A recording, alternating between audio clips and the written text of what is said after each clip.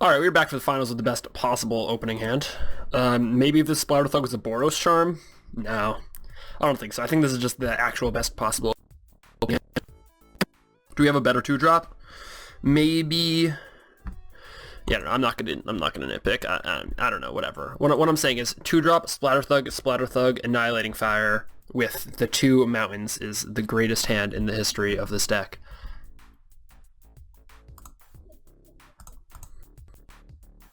Also, Soul Tithe is really good against 3-color extravaganza. Or gate extravaganza. Although that, the green gatekeepers, Ceruli gatekeepers? Is that what it's called? I'm like Rain Man over here. Jeez.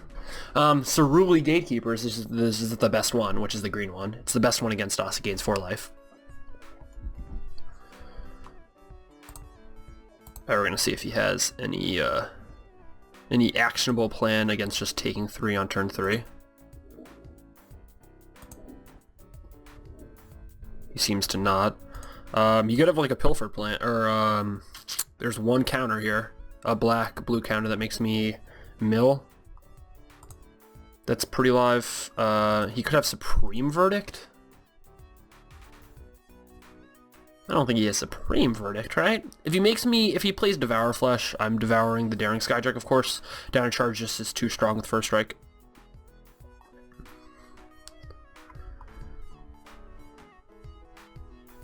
What's he? Yeah, he can Devour Flesh. He can't really kill anything right now. I guess he's just gonna untap and pass the turn, realize that there's not a lot he can do here. Alright, so he plays nothing on turns 2 and 3. Even though we're on the draw, we get in Splatter Thug, Daring Skyjack, and then he plays a Dimir Guildgate tap, so he seems to be straight 4-color gate control. Again, Ceruli Gatekeepers, the one that gains 7 life, is really, really good against us. No idea if he has any. We didn't see any Gatekeepers go late, although our round 1 opponent certainly had a few Gatekeepers, so it's possible that him and this guy are splitting them. It's possible that this guy doesn't have any. It's possible that this guy just has like Maze's End and is trying to get there. It's possible he might just be playing 4-color good stuff. So all of our opponents have been playing more than 2 colors, and none of them have been aggressive. This is why I was so strong on taking the Crawl Warrior. I wanted to take aggressive cards.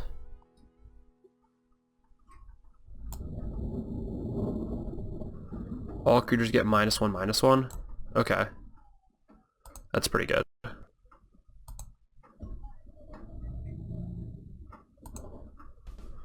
That is pretty good. We're just going to play another Splatter Thug here. Yeah, Cruel Charm is great in that spot. He is at a virtual 8 life. Ugh. I think this guy has the Mirko Vosk meaned Drinkiere. Here it comes. Here comes Mirko Vosk. Ooh, Adaptive Snapjaw. Adaptive Snapjaw is so bad against us.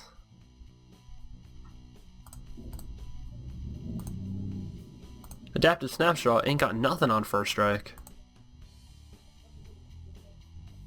Do we save Helix to Helix him end of turn? Or do we Soul Tithe the Snapjaw? If we Soul Tithe the Snapjaw, there's nothing else we can do though. I think we just save the Helix to Helix him end of turn. Yeah, because he's going to have to sack a Snapjaw to a first striker, or we could also, I don't know. There's some things we can do here. All I'm saying is, also, if we draw a red land, there's a chance that we Annihilating Fire this and then Dynacharge, because that would get in 5 damage instead of the Annihilating Fire doing 3, which would be exactly how much we need. Like if we draw, so if he plays a creature, if he taps out, plays a 5-drop, and then we Annihilating Fire this thing, and then we have Dynacharge up, huh. Then we can draw any land, so we might... oh my god, that's so shaky. Cloudfin Raptor, alright, that does literally nothing. How is he playing Cloudfin Raptor in the 18-color green deck? What's he playing white for? Each player discards his or her hand, then draws cards equal to the greatest number of cards discarded this way. Alright. So I'm going to do a bunch of damage to him.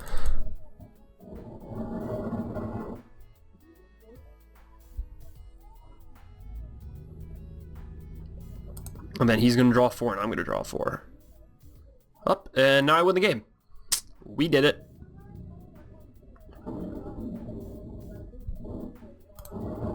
Unless he attacks, and then we don't. I mean, if he attacks, then it depends on what we draw, but we probably win the game. If he passes, we arrest this, I imagine, and attack with everything, and then he's dead. We can arrest whatever. I mean, it doesn't matter what we arrest, but we probably arrest this so that he has to, whatever. And my point is that we win the game unless he attacks, and even once he attacks, even if he attacks and then replays Whispering Madness and we have to draw 4 more cards, yep. Alright. Cast Whispering Madness here. We're still alive to draw something that wins us the game. Yeah, okay. We did it.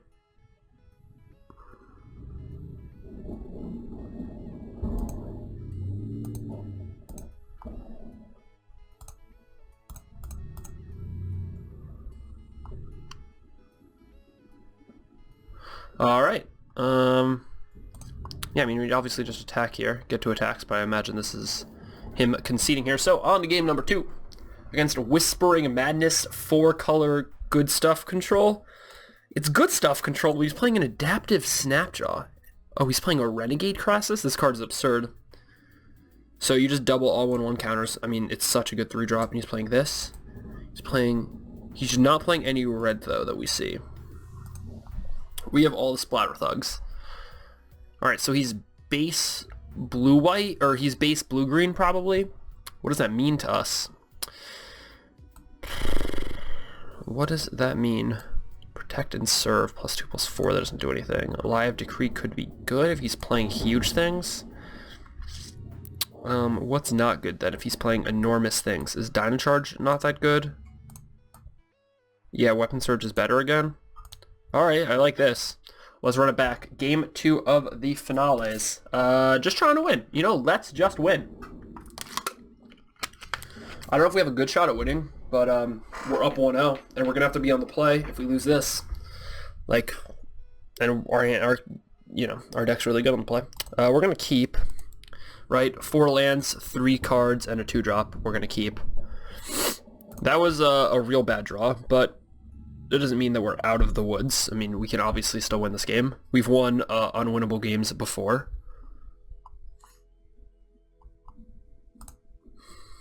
Alright, at least we have something to racketeer away. We're of course going to racketeer away a Plains now. Not the best use of Azorius Arrestor, but it's a use.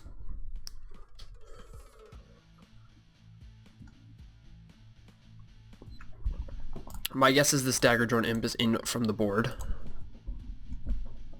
That'd be my assumption.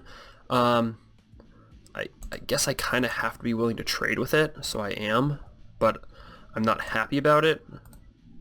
Like, I have to be attacking, and I don't really want this to be an issue, and this is going to be able to trade for this at some point anyways, so I just have to be willing to trade it now, I think. I mean, I'm trading my 2-drop for his 2-drop.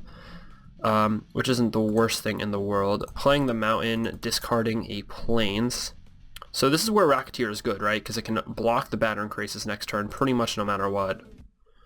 Ugh. I mean, at least we got a card deeper, right? It's kind of annoying that we drew a Mountain, but we are going to be able to play a huge Bloodfray Giant next turn. Cryptghast. Alright, I see why he's playing all of these cards. Do we go to the skies or do we go to the ground? 5/4 trample is pretty big. Ooh, with that I think we go to the ground. Just gonna attack, trading my 3-drop. So I already got value out of my 3-drop, now trying to get more value if I can. If I can't, whatever. Just playing a Bloodfray Giant here, Unleashed. Trying to get my attack on. Who knows, maybe my opponent will only have like Snapjaws and stuff left, and Weapon Surge is gonna be pretty good against those.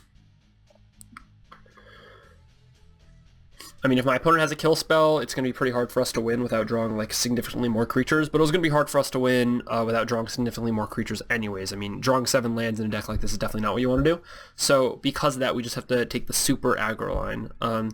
We could have played Assault Griffin, but next turn we're planning on attacking, trading this for something, Like, if the board stays the way it is, we're planning on attacking, trading this for either the Krasis or the Cryptghast, and if he double blocks, weapon surging for 1, not overloading, and then playing the Assault Griffin.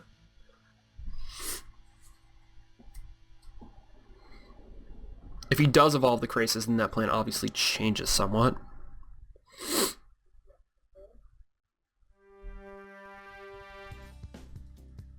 Alright, so he's obviously going to extort this.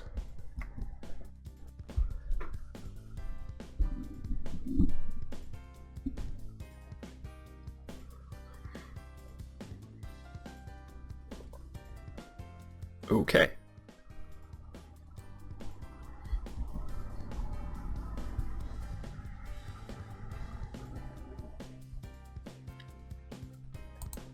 Wow, that's a good draw. So, now we're going to Weapon Surge one of these, whichever one the Adaptive Snapjaw blocks. We're going to then play Assault Griffin. Jeez. Can we even play Assault Griffin anymore? He's threatening 12. He's threatening it all.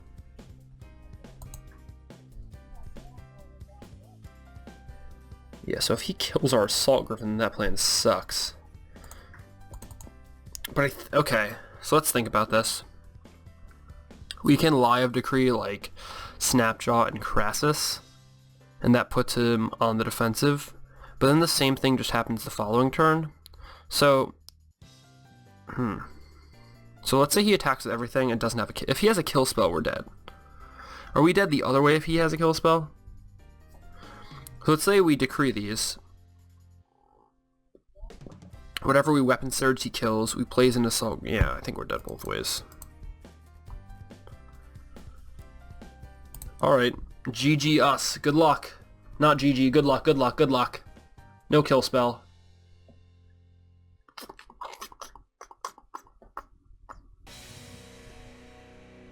Grizzly Spectacle. Ugh, I think we die anyways to something like Grizzly Spectacle. Or is this just like an evolve trigger? Please just be an evolve trigger. Whispering Madness. Oh, Pilfered Plans. Alright, I'll put the top 2 of whatever. Please extort here. Please, please, please extort. He did not extort. Alright. We put Knave Squad Commandos and Annihilating Fire in the bin. That's kind of unfortunate. Both of those cards would have been good. For obvious reasons.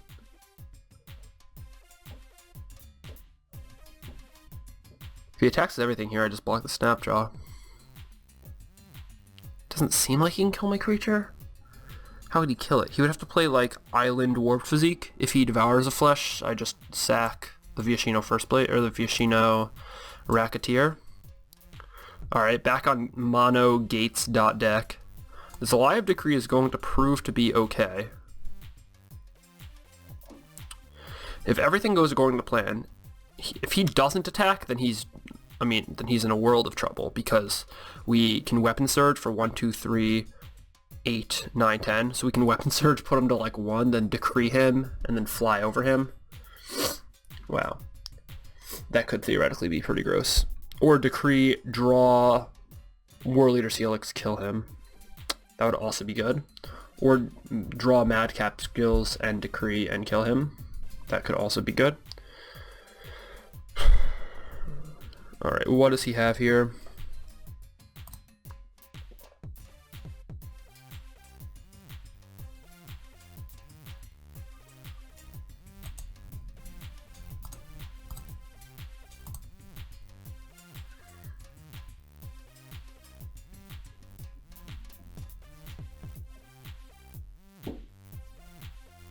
I mean, he has something, but I have to block here. This is my best block. Unless I'm blocking the Cryptghast. Which is fine too, I guess. I mean...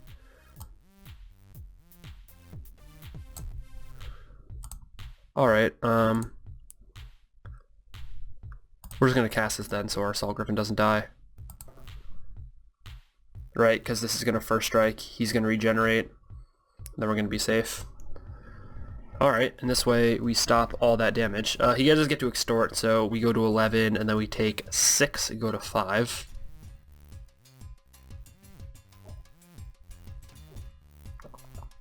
Alright, I mean, we're just attacking with everything, I think.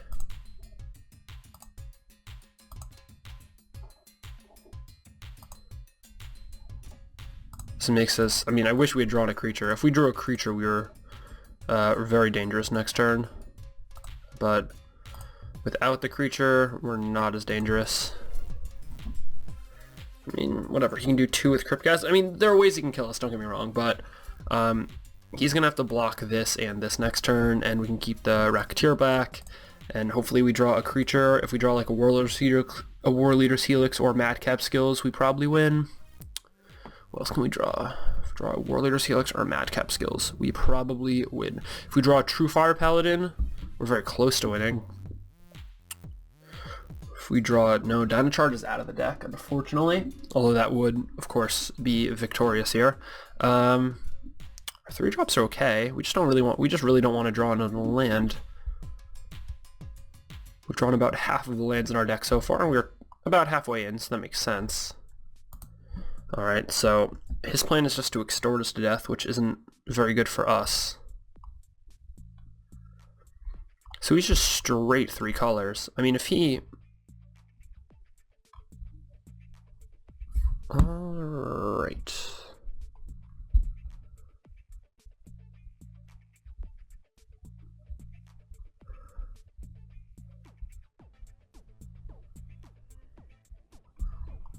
Madcap Skills?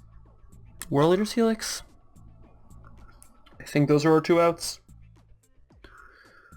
I think those are them. I mean, those are very close to our only outs here. Very, very close to it. And I think we had a Live Decree that turn. I think Live Decree and attacking was correct. What does he have here?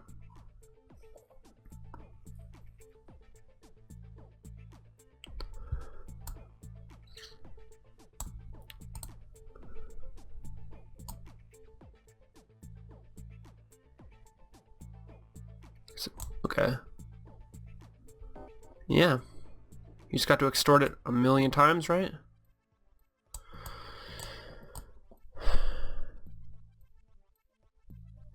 Alright.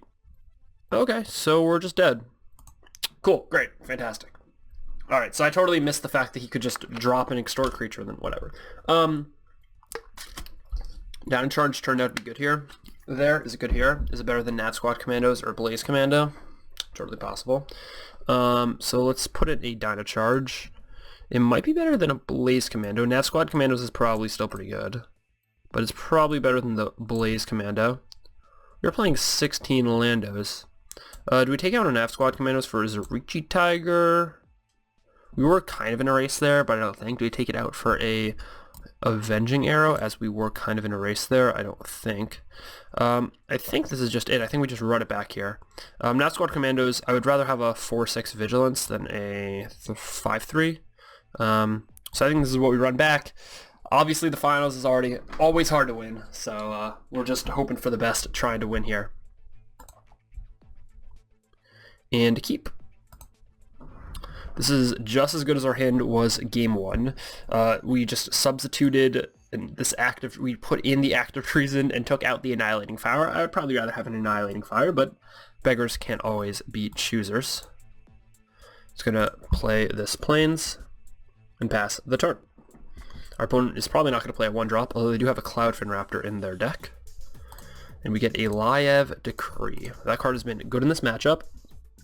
It has been good the entire, time pretty much. If he plays a 2-drop that matches up well with this, then it's kind of an issue, but he doesn't seem to have done that.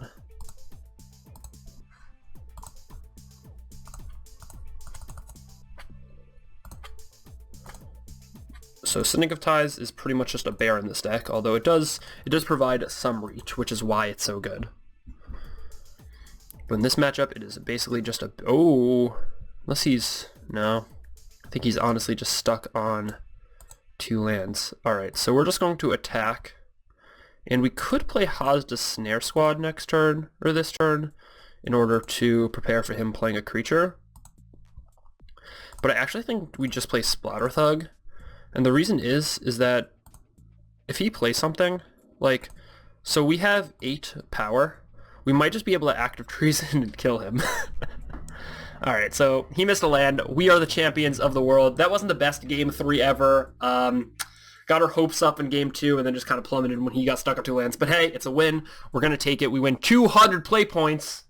That's really important to know. 200 whole play points. Jeez. Anyways, thank you everybody for watching. As always, go check out my main channel, Samuel Rubin. It'll be linked in the description below. Comment, like this video. Thank the SeemsGoodMagic crew for having me on more regularly every Wednesday now, at least for a while, or until you guys start to hate me, whichever comes first. I will see you guys next week. Thank you so much for watching. Have a good day.